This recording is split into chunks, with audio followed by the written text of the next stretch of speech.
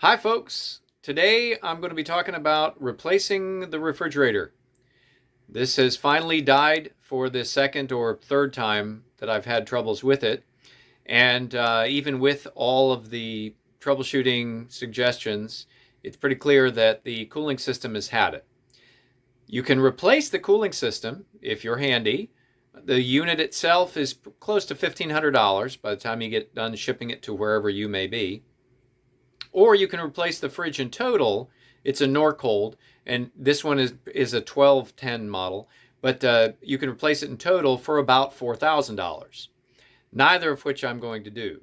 What I am going to be doing is removing the refrigerator, replacing it with a normal refrigerator, and I'm going to build myself an LP gas-fed generator box directly in the bay directly below, or it's actually going to be below and to the left, but into the bay so that I can take advantage of the LP generated electricity were I to need it, on top of the diesel-based electricity that can be had with the Onan generator up front, along with, when you're in town or in place, the hardwired connection you would get from ground pedestal.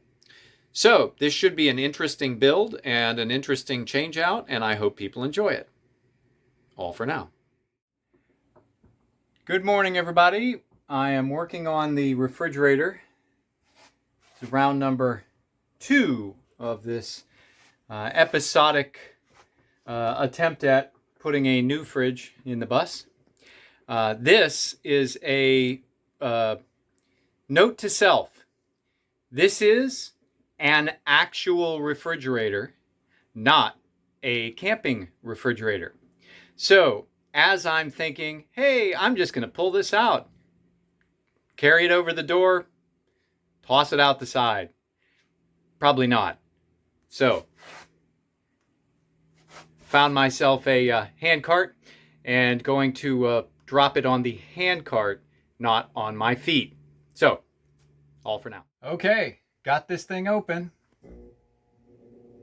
There's what you see.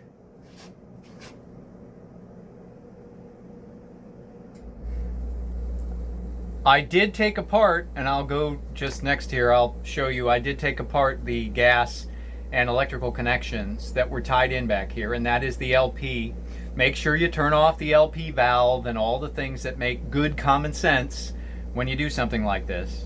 But that's what's left, is the outlet and the LP, and that would be it. So moving on. You absolutely need to take off, I'm using adjectives, but to take off the doors, and I'm now contemplating taking off the cooling because we only have 24 inches to get through the door, and it's really more like 23 and 5/8 because you have to get past the seat on the passenger side. So we will see. So let me share with you that if in fact there was something that needed to come off, it needs to come off. Inside, 4 sets of screws, 4 sets of screws, everything has to come off to get this thing past the seat and out the door. Now, let's be clear. I'm doing this by myself. Should I do this with other people helping? Without a doubt, but sometimes you can't. So, everything has to come off, and there'll be lots of cleanup. So I have remounted the exhaust fans. I'm not certain how much good, bad, or indifferent we're going to have out of that, but I remounted them. I'm going to put a 12-volt bell transformer down here, and then off of Amazon I ordered a 12-volt thermostatic output control, so I'll be able to set the temp, make the connection, and have those fans come on and off at a predetermined value. Okay, well, we now have a refrigerator installed in the space. It is a whatever that says up there, and it's about a 10 cubic foot refrigerator. What I'm going to wind up doing is putting it tight to the far trim piece, and then on the near trim piece, and I have to get in here and you get to see my bald head, I am going to put in a kind of a pantry of sorts, one of those roll-out space saver kinds of sets of shelves, open closed set of shelves.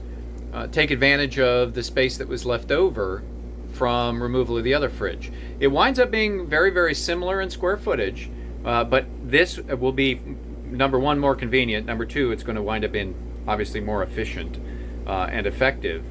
And last but not least is it adds that pantry that I didn't have before. There'll be pictures and video from the next round. Okay, built a little framework. The two outriggers there give the ability for adjustment up or down height-wise with the feet that come with the refrigerator. So we're going to give this a try and see if we can get this thing level and fit inside our little box. And there we have it. Trimmed and leveled up. Got a little bit of an issue over here. I'm going to have to use a little bit of a chisel, snap off that extra piece part. But generally, I'm happy with that. I will get in there and I will trim that even with the feet so that there's no overhang. And then move on to what I do for my finish, say, carpentry component to make that pretty, along with the roll-out drawer. Okay, I have ordered up the pull-out pantry. It's about 12 inches deep. Because the refrigerator that I have is not designed to be hidden in a closet or in any way encased. It's not meant to be cabinetized or otherwise shoved into a space or a slot. I'm going to make sure that we have some airflow around the back. Now again, I showed you at the beginning have those vent fans up top. I did get the thermostat, so I'll get that installed. But on the left-hand side, I'm going to put that set pull-out shelving unit. But in order to get that to work properly, there needs to be a little bit of a gap. So what I've also ordered are some vent covers just to allow airflow. So it's going to let airflow down the side between the pull-out cabinet and the back of the actual enclosure, and hopefully all of that will allow for good function of the fridge. But I just wanted to add that I've ordered that from Lowe's. I don't get anything from anyone, but I was able to find the pull-out at a reasonable price from Lowe's. I ordered the vent covers from Amazon. Again, you can get them plastic, you can get them wood, you can get them metal. I went with plastic in a close enough color because I don't know what I'm going to have to do to trim them down yet. So all of that's on the way, and as soon as it arrives, I'll update and let folks know what's happening. That would be our thermostat. There's a power supply on the other end of it, and it's what is connected to, there's the actual probe, temperature probe, and it's attached to our fans.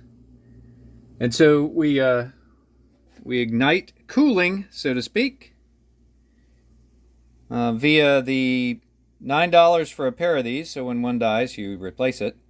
And leftover 12-volt transformer that I had from the 1980s. All for now.